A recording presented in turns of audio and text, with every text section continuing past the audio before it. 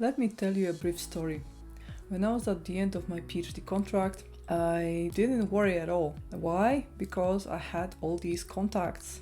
I had so many people in my network that I met in the conferences. I had collaborators from my research projects.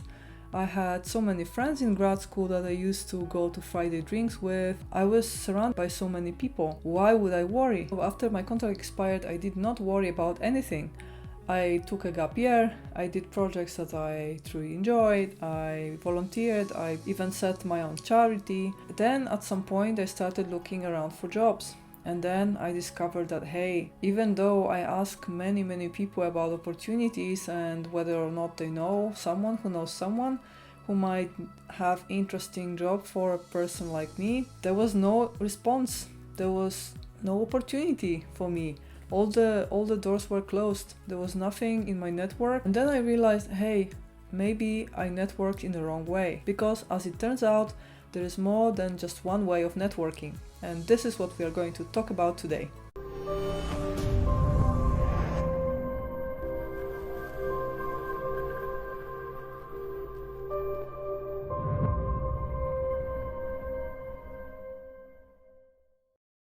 So, as it turns out, there are two main types of networking.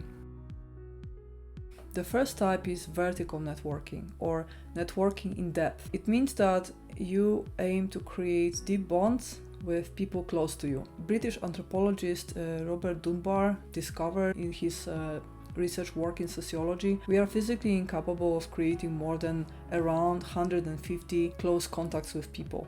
And that's why this in-depth network is quite limited in scope. There's only so many people we can keep in touch with and make sure that we rely on each other and trust each other and know each other in depth. The second type of network is horizontal network or flat network. This network incorporates all our casual contacts. These are people who recognize our name, recognize our face, know what we do. Perhaps we talked to them once at the conference or met them on the train, or we chatted casually a few times, but we don't associate these people with friends to any extent. They are not even our acquaintances. They are just people out there who we recognize and who recognize us. When is a vertical network actually useful? In-depth network is useful when you need help with finding a job or you seek personal recommendations. It's useful when you have a difficult living situation and you need some help. For instance, you need to crash at someone's couch for a few weeks, or you need to borrow money from someone, or you need to open up and talk about your deepest, darkest secrets, or you need just to open up and complain to someone, or you need to set a business partnership, which is pretty much like a marriage. The horizontal network is mostly useful for searching for people and things. For instance, if you need to find the right people, for instance, for your project, like collaborators or subcontractors, when you need to outsource some part of your work, when you need to find information, for instance, learn some news about the upcoming developments in your field. Maybe you also look for inspiration for new interesting concepts and ideas, or you need to build impact and gain outreach for your work, find an audience for your project. And now comes a question worth 100 points. Which type of network is more useful when it comes to job search? Well, I took a wrong bet. That's why I couldn't find a job after my PhD. As most people think, I also like to think that horizontal network and building an audience, building outreach and gaining as many contacts as possible is the key to find a job. And indeed, it's useful to gain information. What happens when you are asking someone to recommend you for jobs and ask in their network, perhaps ask their own boss or ask their closest colleagues for potential opportunities for you? Well, what happens is that because in fact you ask them to get out of their comfort zone for you. That's what it really means. How many people do you know who would get out of their comfort zone and risk their own name and risk the trust they built over the years to ask for jobs for you? That's the real question. And we all know these people that are introverted and that almost know nobody at all, just a few close people around them, yet somehow they always find another job and then another job and another job. And that's the exact reason. They have good in-depth network. They know just a few people, but they know the right people, and they know people who would secure jobs for them. It's not the horizontal but the in-depth vertical network that decides about your success in job search. So if you want to feel safer about your future job opportunities, you have to take care and cater and hone your in-depth vertical network. And the rules might depend on the work environment where you work.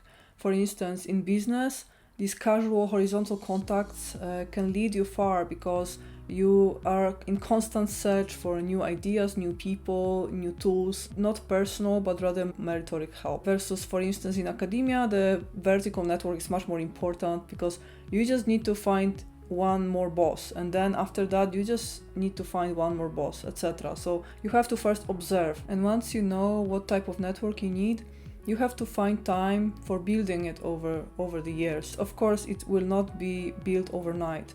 You have to find time in your busy schedule for it. As a rule of thumb, the horizontal network can be built by allocating little slots every single day. For instance, talking through social media, emailing people, showing people interest, discussing online or in person in the corridor. So a lot of attention tokens that you have to spread across the board, and you can allocate like just a tiny slot for it, or you can just do it in breaks between the most important tasks. Versus the vertical network needs much more time and attention, but again, it's worth it. So I would strongly advise you to take action and take care of your in-depth vertical network. My personal strategy is to allocate time during my week, but it has to be blocks of time, preferably the whole day, and if not, then at least the whole afternoon or the whole evening, when you can get into a in-depth conversation with someone. And that's the only way of making building bonds. Building bonds always needs time, and it's more about how much time you spend with someone than what you do.